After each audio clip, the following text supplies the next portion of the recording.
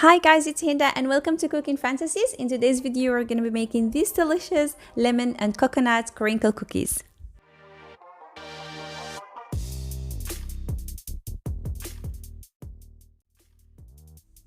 This is my all-time favorite recipe. They are very airy and soft, yet very gooey when chewed, and has the perfect flavor balance between the coconut and the lemon. And it's actually a very easy recipe. Like always, I will be leaving you down in the description box all the ingredients you're gonna need in both grams and cups measurements. Don't hesitate to double them if you need a bigger batch. Of course, you don't need a mixer. You can do this just with your hands using a whisk or a spatula or even a wooden spoon. It doesn't really matter. It's always better if the eggs are in room temperature, so break the eggs and add the sugar to them.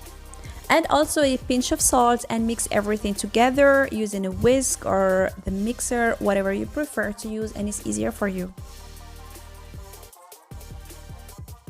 You only need to mix for about 1 minute. We don't need to overmix or anything. We just need to incorporate all the sugar with the eggs and then go ahead and add the vegetable oil. It doesn't matter which vegetable oil, it just needs to be a cooking and flavored oil.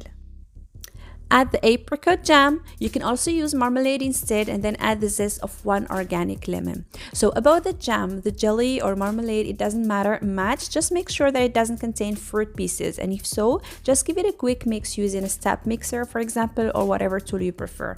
And of course, you can substitute with orange or lemon jam or even peach, whatever is easier for you or whatever you already have in the kitchen.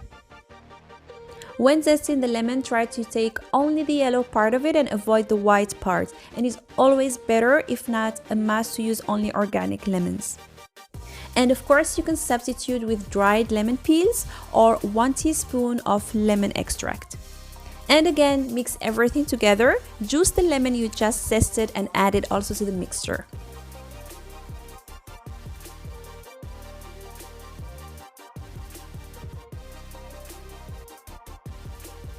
Now I'm going to be adding the coconuts. I have here normal shredded coconuts. They're not sweetened or anything. They're just natural. I'm going to add them to the mixture and mix again. And as I said, you can use a hand mixer or just your hands. It doesn't really matter. We don't need to overmix anything. And if you're using a mixer like I did, make sure not to overmix or to use much speed. I'm using here the minimum. And don't forget to scrape the sides and the bottom to make sure that everything is well combined. And now I'm gonna go ahead and add the semolina. Semolina makes the cookies very airy and fluffy, and unfortunately you cannot substitute it with flour, at least not in the same quantity. Then add the baking powder and mix everything together for one last time.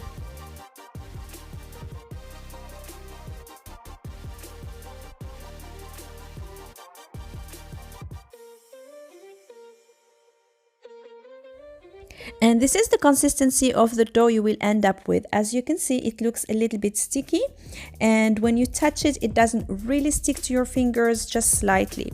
So what we're gonna do is transfer it into another bowl, cover it with plastic wrap and allow it to rest for at least half an hour, and it's even better to leave it for a couple of hours or even overnight. The longer you allow it to rest, the better results or cookies you will get in both flavor and consistency. And once almost ready, prepare a deep dish or bowl filled with icing sugar or powdered sugar, and then you're gonna also need some water to make your hands wet. This will prevent the dough from sticking into your hands while rolling it, and would also help to get more powdered sugar to stick into them. So roll the dough to make small balls as you see in the video and dip them into the powdered sugar, and it helps a lot if the sugar is previously sifted. And of course, they don't have to be perfectly rounded, as we will roll them again in with the powdered sugar.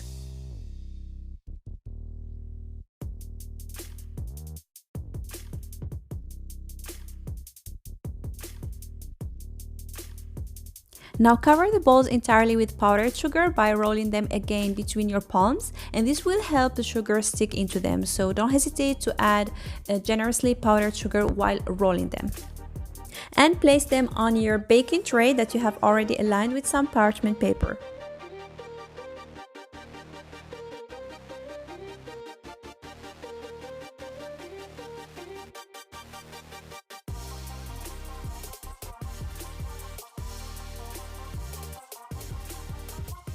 The oven should be preheated to 170 degrees Celsius, that's about 340 degrees Fahrenheit.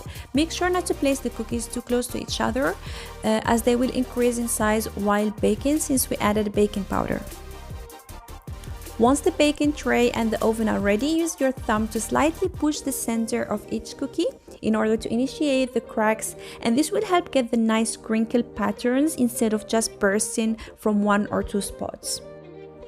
And now into the oven, and the next very important tip is once you place the baking tray into the oven that has already been preheated, you're gonna set your oven to upper heat only, which is usually represented by this symbol. So again, you're going to preheat your oven normal to upper and lower heat. Once you put the baking tray inside, set it to upper heat only for 5 minutes. And when the 5 minutes are over and you start seeing the cracks, set it back to upper and lower heat for further 10 minutes, which makes a total of 15 minutes baking time. And as easy as that, you make the perfect lemon and coconut crinkle cookies. You just have to follow the couple of tips that makes sure you get the nice crinkle patterns on your cookies. They're so delicious, fluffy and soft. Go ahead, give it a try. Don't hesitate to double the recipe if you need a bigger batch, as I said. And if you enjoyed the recipe, please give it a thumbs up. Don't forget to subscribe to my channel for more delicious recipes, and see you again in a new baking video. Happy baking!